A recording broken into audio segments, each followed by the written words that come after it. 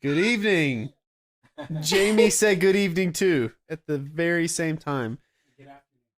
Good afternoon. Good morning. It's possible that you could be listening to this while you're drinking your cup of coffee. Top We of do the have- morning to you. Or morning tea or whatever you do. we do have listeners in like Honduras and They're Russia, drinking coffee. and they probably are drinking coffee in Honduras. Really good coffee too. Good coffee. We would love to have Like some our of that coffee. Colombian Scott's coffee's mediocre. It is Colombian coffee though. Colombian coffee is It is good. It's Really good. good. And not the Colombian that we get in our No, stores. no, It just no. says No. Colombian on it. right. It's Not fake. the real Colombians. The real right. like from special fincas Yes. things. The different 7 regions of coffee, maybe 7 regions of coffee in Colombia. And if you're listening to this right now, you're wondering, when are we actually going to get to the Bible study? Who is this? We are continuing our study of raqia. Technically, though, we wrapped that up last time. So we are going to go on to the appendix portion. But there's 2 appendices, correct? Appendices, I think, is how you Appendices? pronounce it when it's plural. Is that like apostasies? It sounds. Oh goodness, it sounds similar. Has nothing to do with it though. Completely different meaning. So appendices 1 and 2. We're going to talk about the spherical nature of the Earth, and we're going to talk about biblical evidence for the Earth's rotation. So we'll go ahead and say up front that the Earth is round. Yes. Okay. And not just round. It's spherical.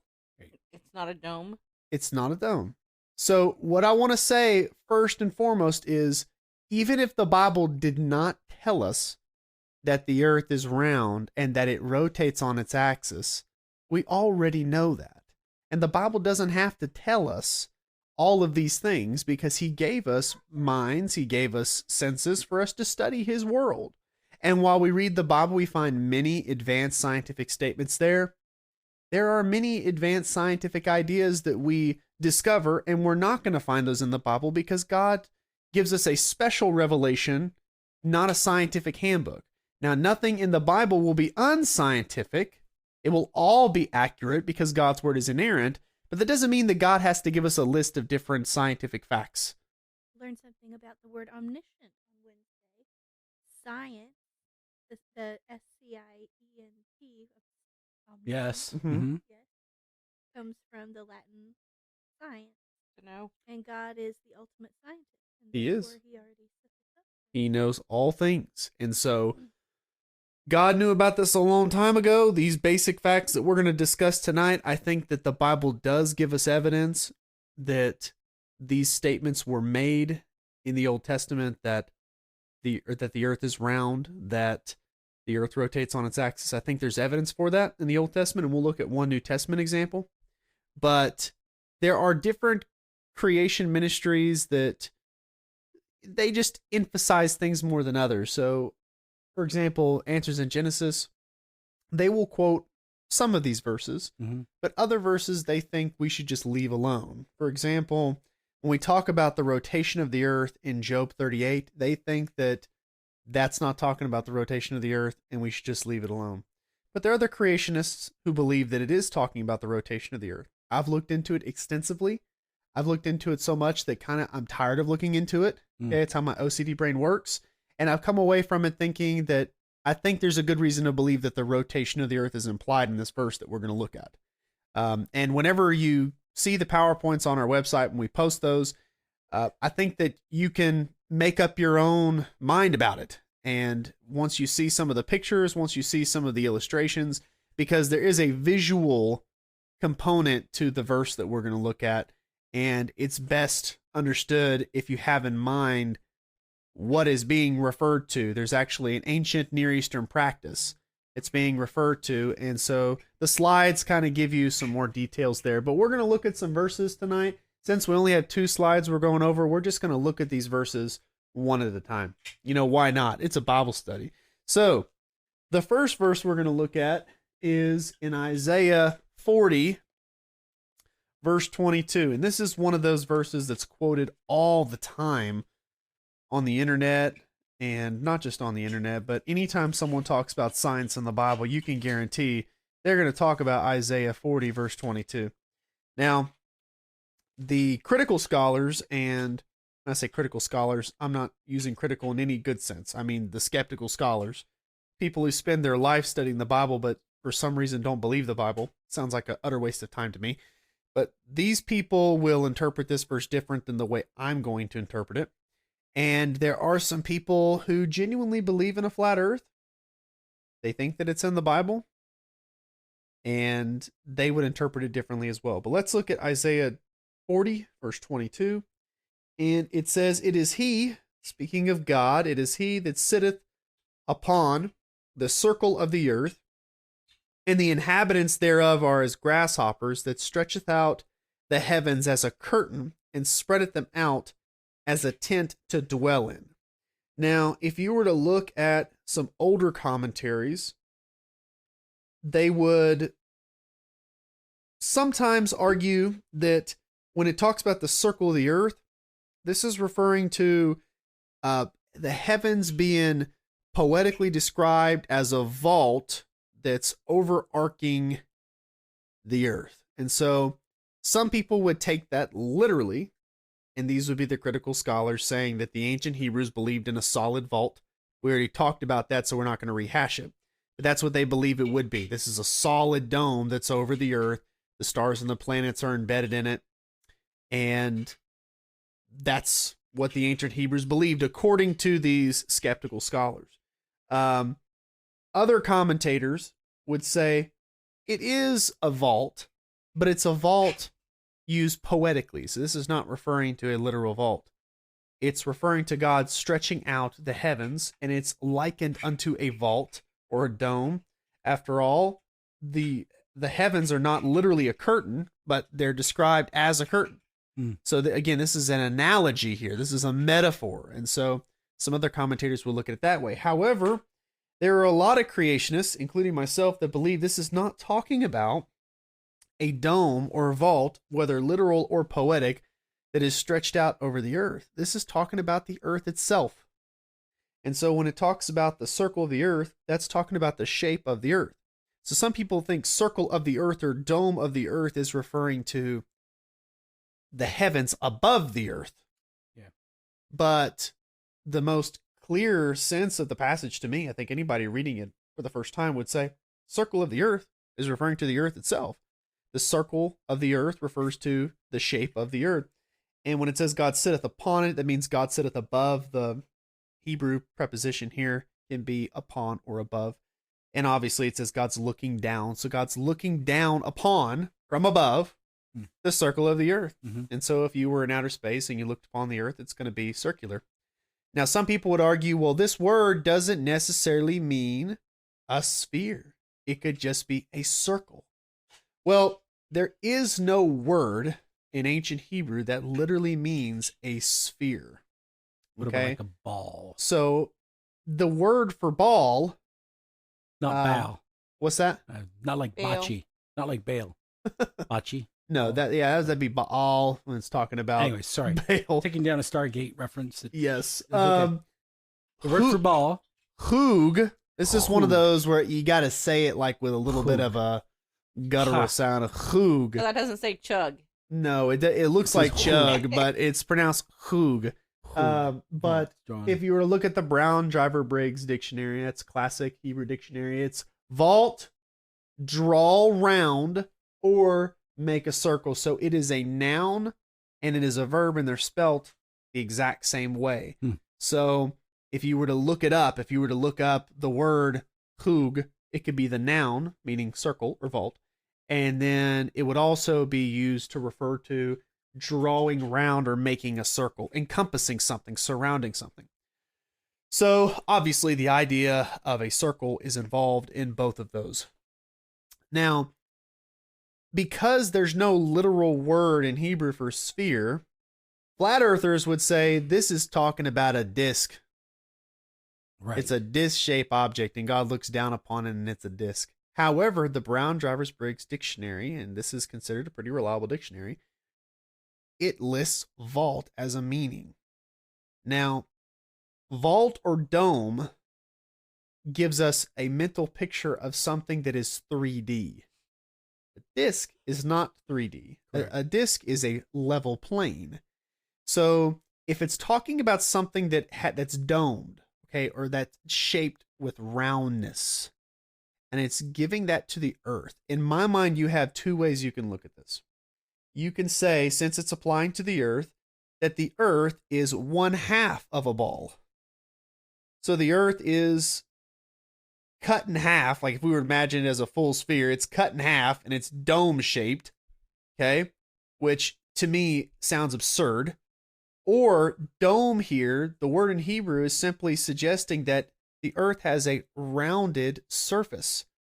And so when God looks upon it from heaven, the earth has a rounded surface.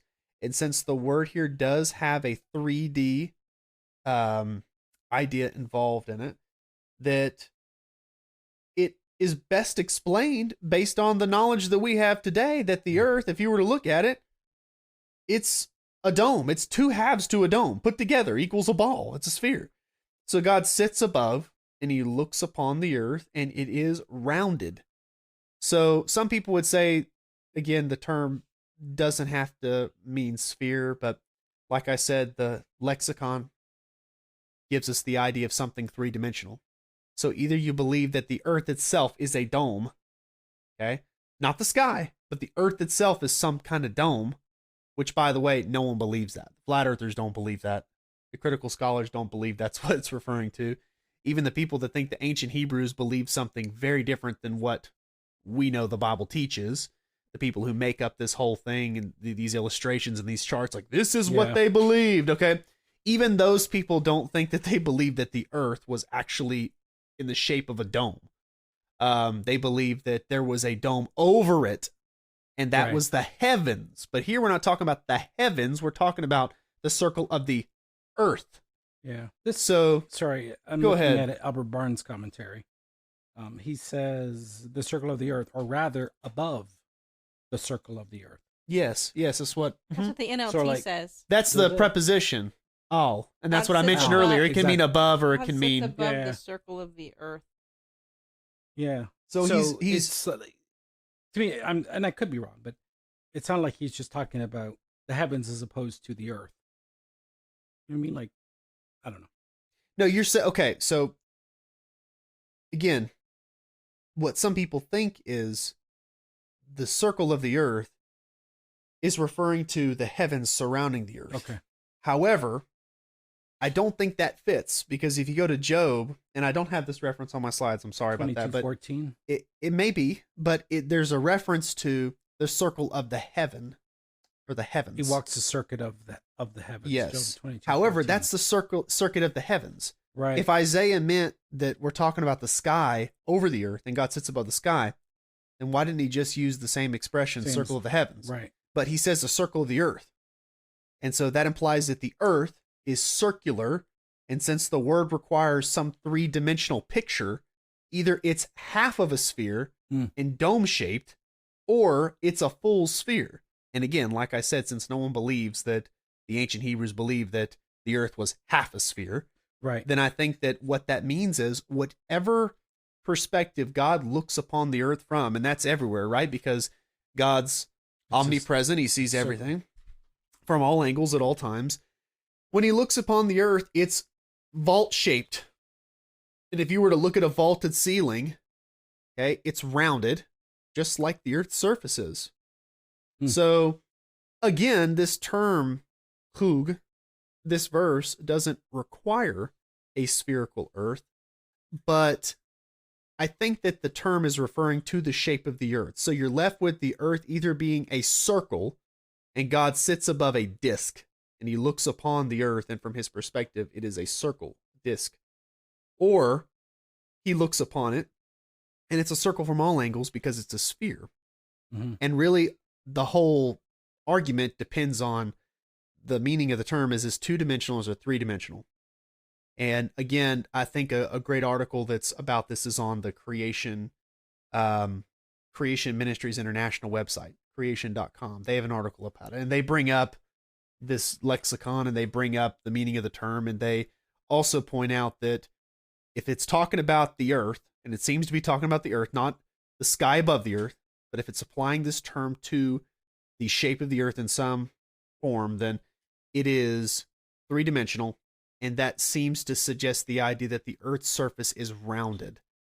And again, if the earth's surface is rounded and we're thinking three-dimensional, the most natural shape for us to imagine in our mind would be that of a sphere.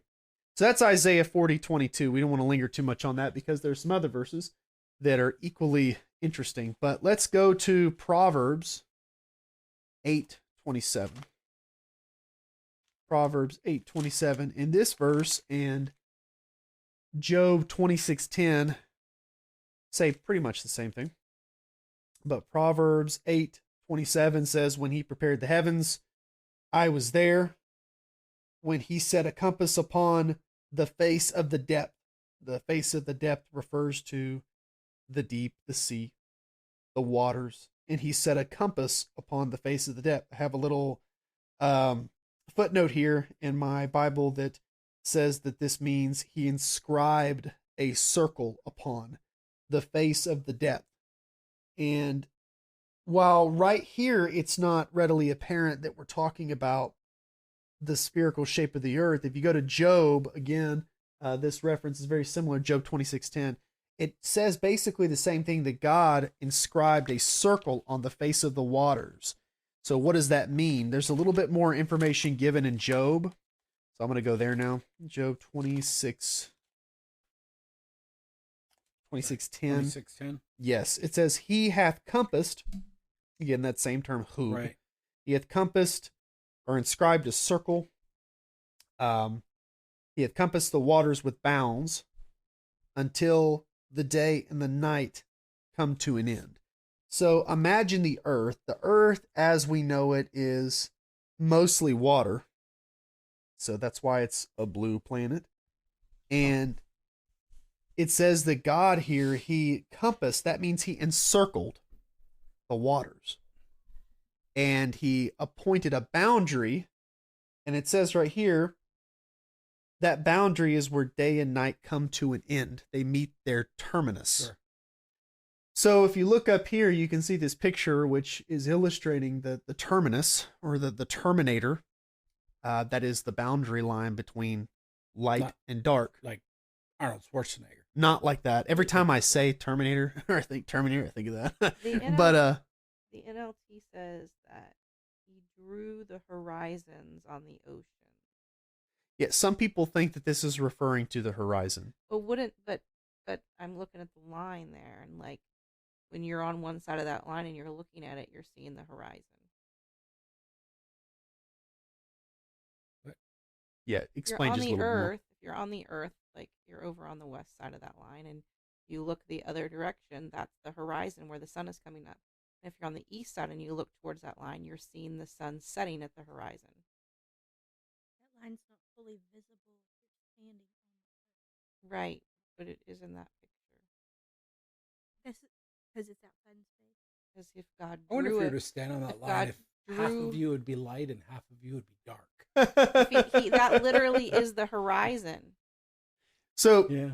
let me explain where I'm going with this and where other people are going with this, because it's not just me. I promise. He hath compassed the waters with bounds. Okay. So first off, God takes the waters of the earth and he encircles them. Okay, encircles them means he compassed round about. So imagine God, I can imagine him visually with his hands. He encircles the waters, okay, to keep them from passing over a boundary. All right? So we can imagine God forming and shaping this ball. But it says that this boundary, okay, when he wraps this boundary around the waters, around the earth, that's where day and night come to an end. And that is called the terminator. So if the earth was flat, you wouldn't have a boundary line like that. As the sun rises, it's going to light the surface of the earth. Because it's flat, when the sun rises, the whole flat plane is going to be lit by the sun. Now, there are lots of flat earth people who say, oh, well, there's other ways that it can be done, but Gymnastics, mental Yeah, gymnastics. gymnastics is what it is. But if the sun rises above the earth and the earth is flat, it's light everywhere. But if the earth is rounded, Yeah. then there is a boundary between light and dark. Yes. And that circle on the horizon could refer to the curvature of the earth. And to support that observationally, I mean, if you see a ship, going away from you and you're on the water, you're at sea level, right? It's flat. Mediterranean. Yeah, you're going to see the ship, its hull is going to sink below the horizon. And that only could happen if there was curvature to the earth. So when it talks about setting a circle on the waters, it's talking about the curvature, the shape of the earth. And another thing that was mentioned is that the only way you could have the Terminator be a circle. He'll be back. Sorry. Well, it's kind of funny because the Terminator does come back. It That's wraps right. around It back to comes- where you were. Exactly. Good one, Scott. Yeah. But the Terminator, the only way it could be a circle, okay, that boundary between light and dark, is if the earth was a globe. Okay? Correct. In order for the Terminator to wrap around in a circle, it would have to be a spherical shape. And so knowing what we know when we read this verse, it makes perfect sense. It's like, okay, God made this earth, which is mostly covered in water. He inscribed a circle on it. That means it's three-dimensional. He's put a spherical shape on the water. So from outer space, when you look at the waters, they're not flat. They're curved. They're rounded. Yep. There's a circle inscribed upon it. And this boundary between light and dark only would exist with the spherical shape of the earth as we know it. So would somebody read this verse and reason from it to a spherical shape? Maybe if they thought about it hard enough. Yeah. That's not necessarily what I'm arguing for. I'm just saying that this statement fits perfectly with a spherical earth. And I don't think it fits with a flat earth because, as other people have pointed out, if the sun rose above a flat earth, there's no boundary line between light and darkness on the earth. The whole earth is lit by light. But if it's a spherical shape, there's one half of the earth that's dark and one half of the earth that's light. And that makes perfect sense here, that boundary line, that Terminator. So that's Job 26:10. Now, Job 26:7, so we're in the same chapter here. It says, he stretcheth out the north over the empty place and hangeth the earth upon nothing. Hangeth the earth upon nothing in and of itself is pretty insightful because at the time, a lot of people believed that the earth had to be founded on something. But we know that the earth is not founded on anything. We know that it is free floating in space. We know that it's, of course, controlled by the forces of gravity. It has a particular motion. It has a particular path that it follows through space, right? But it is hanging on nothing. There's nothingness in the sense that space is not something tangible. It's not a crane holding up the earth. Right. And it's not a pillar, like a physical pillar or a giant turtle like some Hindu cosmologies believe. There's Yes. nothing undergirding the earth or holding it up. And that's exactly what we know to be true today. So that's pretty insightful. But when it says he stretcheth out the north over the empty place, Henry Morris argues, and I get a lot of my stuff from him because we've been going through his book, but Henry Morris argues that stretching out the north over the empty place is a reference to the North Pole. And so the North Pole is it's this axis, this north to south axis, this line that God stretches out. And that's the orientation the earth has because he has given the earth that axis, the north and south axis. And, some people, and I don't know if y'all thought about this, but okay, well, is there direction to the universe? We have direction, we got the north, south, east, and west, but is there a similar orientation to the universe? Well, of course, I think that that's probably true. I think that when the Bible talks about God's mountain being on the sides of the north, and I think that's in Isaiah 14, but it says, or it may be in Ezekiel 28, but it's one of those passages that's talking about Lucifer's fall, Right. and it mentions that the mount of congregation is in the sides of the north, the reaches of the north, and How would they? Sorry, I don't know. You know me. How would they know, or even think about north, south, east, west, insofar as okay, that's north? How would they know it's north? You know what I'm trying to say? Like, okay, I'm going to go that way. I don't know. You know what I mean? Yeah. Like, They still use the sun to direct their. yeah, I Mhm. suppose so. And But the then that would stars. be east and west. I don't know. Maybe it's the medication.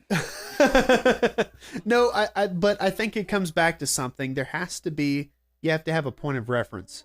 And I think that this is talking about that point of reference. So where's north?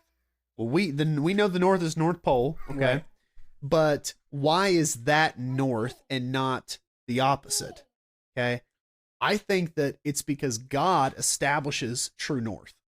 This is just my opinion. Sure. Okay, so this is pure speculation on my part, but I think that based on that reference to God's mount of congregation being on the sides of the north and the sides of the north, I think that could be that if the universe goes back to that concept of the earth being a sphere, Right. if the universe is a sphere and God's mount of congregation is located obviously in one place, then that would be considered north, directionally speaking. So we would have a north that lines up with where God is. Right. So God's the one who establishes the direction. And at the top of the sphere, north of the sphere of the universe, that would be where God is. Mm-hmm. And, from there, you would be able to know, okay, well, if that's north and that's south, that's east, that's west, and perhaps our pole, our north-south axis for the earth, it tells us where true north is. And obviously, while I do believe, and some Christians disagree with me, that's okay. I mean, this is not a real big deal. This is a lot of speculation, but some people think heaven is like right next to us. They think that heaven is like another dimension. That's what I think. I think that heaven it does have a specific location. Right. I don't think it's in another dimension, and this is just my opinion. But I think you're wrong. It's okay. I could be, Yeah. but I think that heaven is directional, and it's not dimensional. I think that there's a barrier between us and heaven, Yeah, we could never absolutely. get past Right. because God doesn't permit it. But I do believe that Jesus, when it talks about him in Ephesians 4, him ascending above the highest heaven, I think that suggests, okay, so he passed through the first heaven, he passed through the second heaven, and he went to the highest third, heaven, right. and the third heaven. So I think that it seems to be implied in Scripture by first, second, third that they are stacked in a directional sense. Sure. That one is physically located above the other. I don't deny that there are dimensions or layers to reality. Sure. I think that right now we are blinded to the spirit realm. Absolutely. So I think that there could be angels around us right now, and we Yeah. just can't see them. So I do believe in that. But I think that as far as the space-time continuum, I don't think there are multiverses. I think there's just one universe. I think the Bible teaches that there's one Right. universe, that he Yeah, no. made this one, and I think that heaven is located at the top of it, because that's just the plain sense of the text. Where is hell? The lower parts of the earth. Where is heaven? It's above the first heaven, above the second heaven. So I think there is direction to it. It's funny, like as a kid, I grew up, and this is the way I thought of it. Heaven is literally up. Yeah. Heaven is above me. Okay.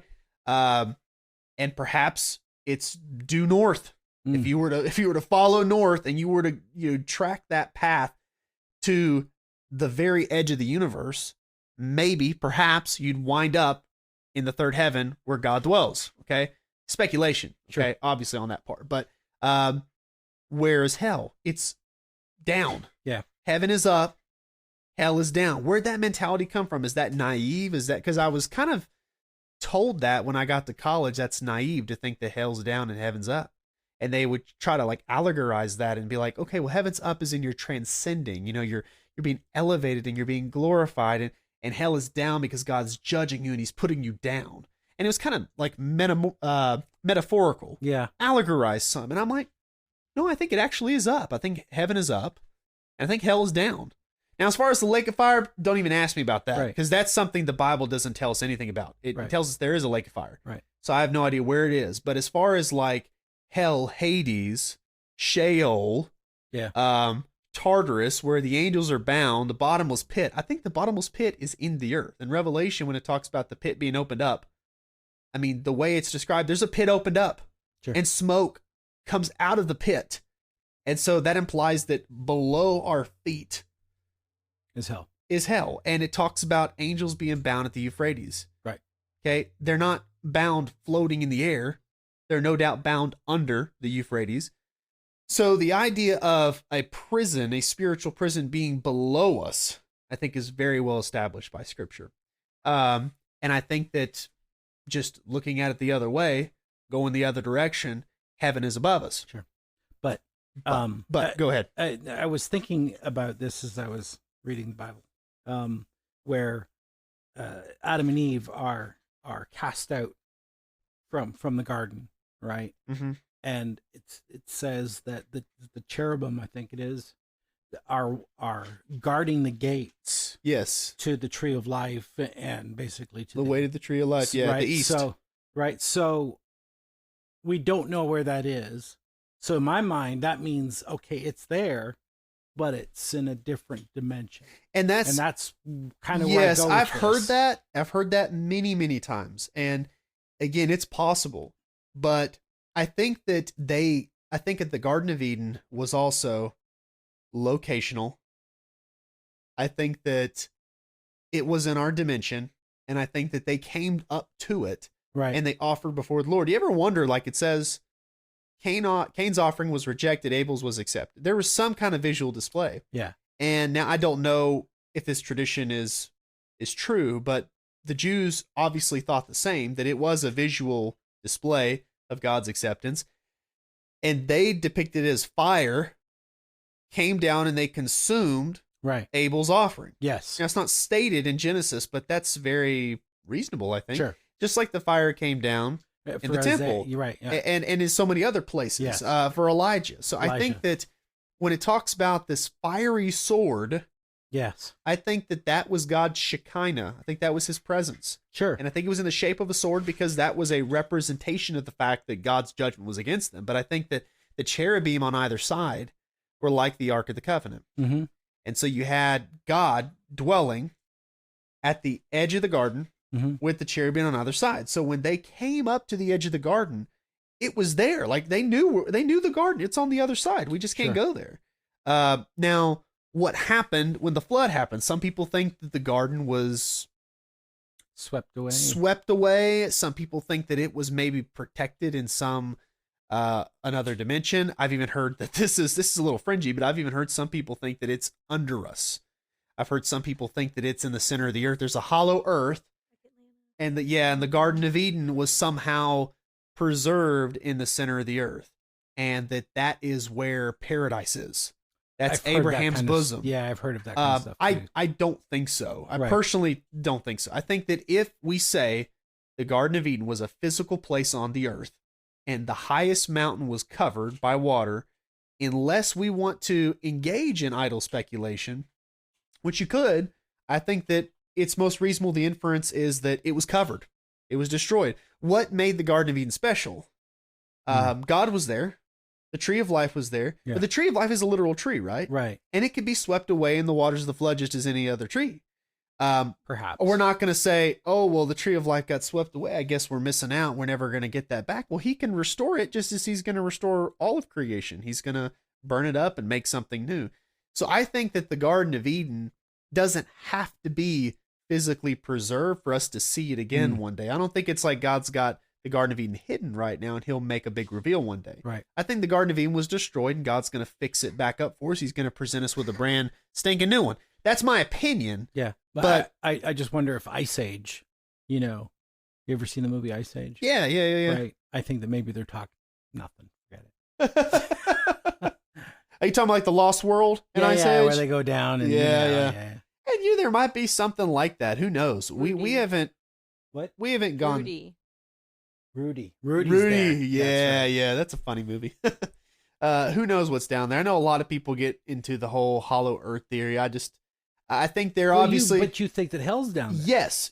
So I don't know how far to take that though. I know that paradise is there, and hell's there, but beyond that, I wouldn't engage in anything else. There are some people who've said, no, listen, the Garden of Eden was in the center of the earth from the very beginning. Like some people think it was actually in the center of the earth. And when Cain wandered away from the Garden of Eden into the land of Nod, that's when he came to the surface. That's wackadoodle. I've heard some people say that. What's that? That's wackadoodle. Wackadoodle. I would agree. I would concur. So that's what I call idle speculation. Is there any evidence that there's something in the center of the earth? Yeah. I mean, it talks about Tartarus. It How are talks you gonna about have paradise. a garden in the center of the earth? Yeah. Well, I mean, paradise is down there. I'm sure paradise isn't just like, See, a gray room. So, but anyways, you're kind of contradicting yourself. How? Explain. But you're saying, no, I don't think that's down there, but I think hell's down there. No, I'm saying I didn't say that I didn't think paradise is down there. Obviously, I do believe it's down there, because Luke 16 says that it is. So let me clarify my view. Okay. Paradise is down there.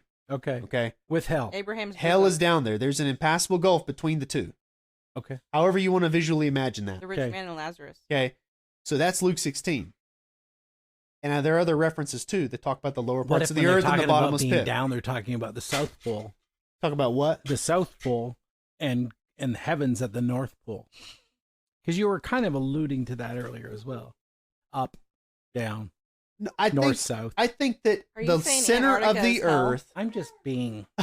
Yeah, he's playing devil's advocate. That's fine. I think the center of the earth is the lower parts of the earth. I think that's where hell is, the center of the earth. Okay. I don't think it's in Antarctica. Okay. I think that it's the center of the earth. Have you been It's too cold in Antarctica. That's to why. Antarctica? Yeah. I have not. They But got I think penguins I there. think that from what we know, people say it's pretty hot towards the center of the earth. I mean, Right. That's Okay, why. I mean- that's why the whole paradise being down there Molten. doesn't make sense to me. well, but it is. It is. It says it is, but it is kind of strange. It's in an ice cave. in an ice cave. It's in a preserved place where God has I just love people making- in the past. He ain't there now. Lazarus ain't there now. Abraham ain't there now because they're in empty. heaven now. See, But I like making Buddy go down these rabbit trails. It's so much fun. it's fun. It is exciting. Yeah. But yeah, what I was saying is, I think didn't say that it was heaven. exciting. I think it's exciting. I think heaven is up. I think heaven it. is up. I think it's probably at the edge of the universe, and I think hell is down. It's in the center of the earth. That's my opinion. Which interestingly, if you believe that the universe is also a sphere, puts it the furthest distance from heaven possible. Yes. Especially if we're at the center. Right. Yes. Especially. There you have it. Good job, Christy. Very Sorry, insightful. I'm like falling asleep over here. But see, 'cause I she have no she sleep woke last up. night. She woke up long was enough. Up Was till I 2. snoring? She woke No. up long enough to give us an insightful comment. There Good you job. So anyways. Yeah. He didn't All right, snore. and we won't go to this passage, but in Luke 17, it talks about the rapture, and the rapture is going to happen at 3 different times. It talks about people grinding, which is something that they do in the morning, like grinding, Their wheat. Their wheat. Yes, thank you. Christy does that. That happens in the morning. Sometimes According it to their happens at night cultural here. practices.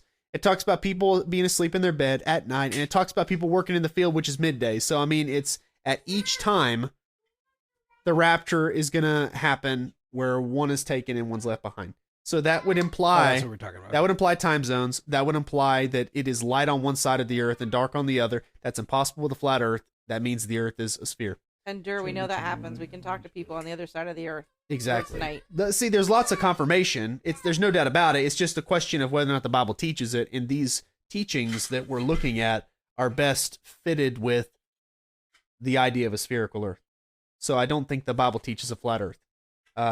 Even No, if the absolutely Bible, not. even if the Bible doesn't come right out and say, "Hey, the earth is round," I think it's suggested. But even if it doesn't say it flat out, the Bible does not in any way say the earth is flat. Right. So that's one thing we should kind of emphasize there. But now let's look at this last verse here. This is Job 38, 12 through 14. And this is the big one. Okay, this is the interesting one. And this is the one I tried to explain to Kate, and she's like, I don't get it. So if y'all are listening to me Cylinder that Wow. rolls. and throw her under the you bus. say I don't get it, that's okay. Because my wife that's very smart, she didn't get There it you go, either. sucking up. So It that's took me a little while, but I just, you asked me, the specific question was, do you think the plain reading of this passage says something about it being spherical? And I said, I understand what you're saying about the cylinder part that you're going to explain, but I did not necessarily take away from it a sphere in nature. So it's not that I didn't fully comprehend, I just didn't. You thought you're a little bit Anyway, whacked out. Go ahead. Is that a prayer wheel over there on the right-hand side, buddy? That is not a prayer wheel. I'm going to explain it, but let's read the verses first. Job 38:12. Hast thou commanded the morning since thy days, and caused the day spring to know his place, that it might take hold of the ends of the earth, that the wicked might be shaken out of it? It is turned as clay to the seal, and they stand as a garment. Now, those verses right there have generated a lot of controversy among creationists. Like, is this talking about the rotation of the earth? And it all comes down to a little bit of translation, because in verse 14 it says it is turned. Now, there are different translations. Some say it takes shape, it takes form, it's transformed, but the KJV says it is turned. Now, most Bible scholars that I have read believe that it, in the phrase it is turned, refers back to the earth because it is the closest antecedent. In verse 13, when it says that it might take hold of the ends of the earth, and then in verse 14 it says it is turned. So most Bible scholars argue that the thing being turned is the earth. However, they dispute the translation of the King James. They think that turned does not mean turned physically. They think it means turned in a metaphorical sense. It's transformed. It's like turning into something else. That's how they would understand it. So if that's the way you interpret it, then that would it wouldn't necessarily rule out entirely, but it would take a lot of the power or force out of what I'm sharing with you tonight. If it literally means turned physically, then that makes us wonder, it's talking about the earth turning physically. And does the earth turn physically? Well, of course it does. It rotates on its axis. Now, to confirm this somewhat, I'm going to need to share with you a little bit of Hebrew knowledge. And I don't got a lot of Hebrew knowledge, but I did study for this. So I want to share with you the usage of this term. It can mean transformed, no doubt about it. However, there's a particular form of this word, this verb, turned. It's called the hitpael form. There's all kinds of different forms. There's the call, there is the nifal, there's the piel, the puol, there's the hitpael. There's lots of different forms of Hebrew verbs. Well, this is the hitpael form, and it's what you call reflexive. So first thing you need to know is it's an action done upon oneself. So it would be turn itself. In fact, many commentaries even admit that this is reflexive, and it should be literally translated, it turns itself, which is another really interesting detail to sort of suggest that the earth is rotating on its axis. Because if you were looking at it from outer space, there's nothing moving it. There's nothing turning it. And not all planets rotate. This is true. They don't all rotate. Well, and think about the moon. I mean, I'm not an astronomer, but the moon always stays facing us. It doesn't turn. It goes around us, but it doesn't itself rotate, which is kind of cool. Think about. But the Earth does turn. Dark side of the moon. I didn't know that Rock either on. until I studied it. Rock on. Pink Floyd, man. No, a revolution and a rotation are not the same. Revolution's like, an uprising. Revolving around the sun. I knew, Scott. I saw rotating on that its coming a axis. mile away. I was either going to go with the Beatles. Revolution. Talk about a revolution. Oh, I learned something new. Yeah, I did too. I've learned a lot Hold when on, I've researched this. Let me fact check myself. Okay. What's the question? There's planets that don't rotate. I think so. The moon doesn't rotate. For some reason, I thought that if it did not rotate, that it would be. So we fact check Christy. Christy's wrong. Christy wasn't entirely wrong, but she can explain what she's saying. So all the planets in our solar system do indeed rotate, but one rotates backwards and one rotates on its side. But not all planets in the universe rotate. Some are tidally locked to their star. There you have it. So this particular term, when it says it is turned, is used in the hit pile form 3 times outside of this verse. One is in the previous chapter in Job 37, and it refers to the swirling motions of the clouds. So they are spinning in a swirling pattern. That's the way Job's describing. Then you have Judges 7:13, the story of Gideon. There's a dream that the men have, and there's a barley loaf that rolls itself. Nobody apparently rolling this thing, nobody throwing it down the hill, but there is a loaf of bread that rolls itself down the hill, and it knocks down the tents, and that was a bad omen. It was God giving them the dream, and it was a prophecy that Gideon was going to come and conquer them. All right, and lastly, in Genesis, y'all just excuse Jamie, in Genesis 3, it talks about the sword turning itself this way and then that way. So we just talked about the sword of fire with the cherubim, and the sword turned itself. It was not being turned, swirling one direction and another by anybody other than itself, which of course I believe, as I mentioned earlier, I believe the sword was the Shekinah of the Lord. So I think that's God in that particular form, just like he was in the burning bush. All right, so, but the point is, these 3 terms, these 3 usages of the same term rather, in each case, they are turning themselves. There's nothing moving them. They're rotating in a swirly pattern, whether it's a sword moving around or it's a barley loaf rolling or the clouds swirling. They're all moving, turning themselves. So based on that evidence, it appears that it would be very wise, as the King James translators decided, that turned should be understood in terms of physical motion. So while the term in a very general sense can mean transformed, the hit pile form, which is only used 4 times, and every time outside of Job, this particular verse, it refers to physical motion, turning itself. So there's that evidence. There's also the Coriolis effect evidence that the earth is round. Because the Coriolis effect is whenever things in the northern hemisphere spin in one direction and things in the other hemisphere spin in the opposite direction because of the rotation of the earth being a sphere. Yes. And so that's strong natural proof, strong scientific proof.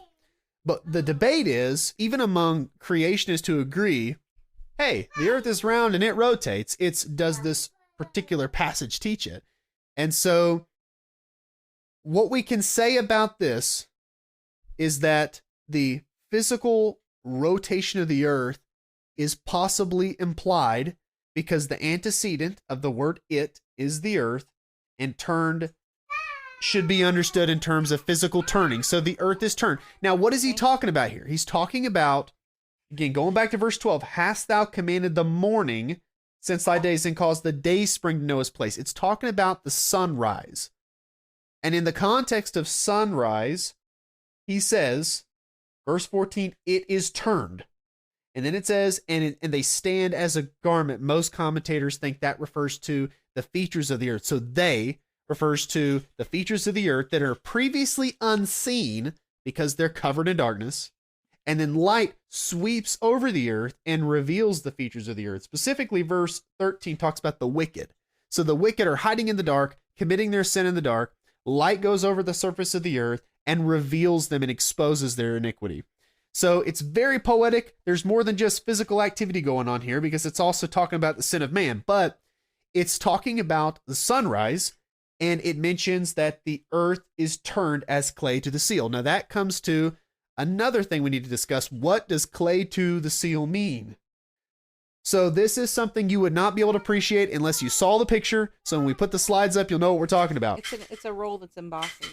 Yes, so there was a practice in ancient Mesopotamia that you'd take a cylinder seal. Hey, Jamie, shh, Jamie. Yeah, we like Spider-Man. Be quiet, okay? So the cylinder seal was made out of some kind of precious jewel, something really hard that they would carve, that they would etch, and then you'd have soft clay you'd take that cylinder seal and you'd roll it over the clay, and of course it would make the impressions on the soft clay. They would take a bar that would form an axis, so it would attach to both ends of the cylinder. So instead of actually touching the cylinder, they would have that they held, and as they held that, the cylinder is literally rotating on its axis, and it's covering the clay, and it's making these features stand out. So it's like It's essentially an embossed rolling pin that we Yes, use on yes, curtains. okay. So for those who are listening, that's what it is. It's an embossed rolling pin, and you have you have A an rod down the axis, middle. and it's rotating around an axis. Okay, so this is what I'm arguing for. Okay, Okay. and I've really looked into this, and this is what I think. I could be wrong, and that's why I don't believe this is something we should use as a proof. Like, I wouldn't say, look, this proves beyond a shadow of a doubt Yeah. that the Bible in this verse is teaching the rotation of the earth. It is poetic language, okay? However, it's so compelling to me that I've read this text a million times, and I'm like, what are the chances that this text is talking about, that God's speaking these words, by the way, y'all. This isn't Yeah. Job. This is God here. He's interrogating Job, and he talks about the sunrise, and he talks about the earth turning, and the revelation of all the things that are hidden in darkness as the light goes over the surface of the earth. He's talking about that. So what are the coincidences, or the chances rather, that God would use these particular words and not have the rotation of the earth in mind? Right, he would, because they're linked inextricably. To me, it's like I can't imagine God not using the expression "the earth is turned" and not be talking about the rotation of the earth, because we know for a fact that the earth is turned. That's not up for debate as far as scientific evidence goes, and the expression just is it's almost too obvious to ignore unless you translate it as transformed, as some have. But as the evidence shows, as I just showed you, the references suggest that the word does refer to physical motion. And if it's talking about the earth physically being moved, then that makes perfect sense in the context, because we are talking about sunrise and sunset, and we know the sun's not moving. We know it's the earth that's moving. So when it says it turns itself, this is what I think it's referring to. And I'm just going to read to you what I have down here, because I thought about this and I tried to get my words right. So hopefully this makes sense. So this is my proposed interpretation. Dawn, which is, in the poetry, personified as a messenger of God, enforces the Lord's decree for the wicked ones of the earth, and by extension the earth itself, to stand before him exposed. This is accomplished by the earth slowly turning itself to face the sun's light, a cylinder seal rotating on its axis, thus forming impressions on soft clay, is used to illustrate that process. Right. So it's like God says to the wicked who are on the earth, face me now. Stand before your maker. Stand before your judge. And the earth has to obey the will of God. And dawn is seen as like the ambassador. Perhaps we could even imagine in the dawn the sun, the image of God, who exposes the earth to his light of truth and righteousness. And as the earth turns and faces the light, it's like a person who's being told to turn around. Mm-hmm. It's like someone's hiding something. They've got their sin in their hands, Right. poetically. Yeah. And God says, turn and face me.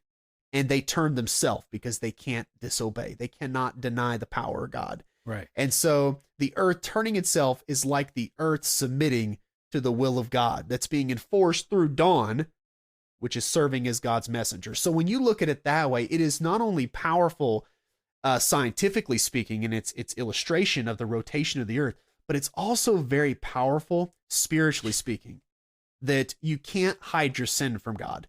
And no matter what people try to do to accomplish that, one day we're all going to stand before him exposed.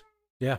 Every single one of us, even Christians, are going to stand before the bema seat, and the light of God's going to shine from his throne, and we're going to either receive rewards or loss, the Bible says. Though even the people who experience loss will be saved because we're saved by the grace of God. Amen. And if we're at the bema seat after the rapture, then you're a child of God. Only children of God go up in the rapture. But the point is, we're all going to stand before God.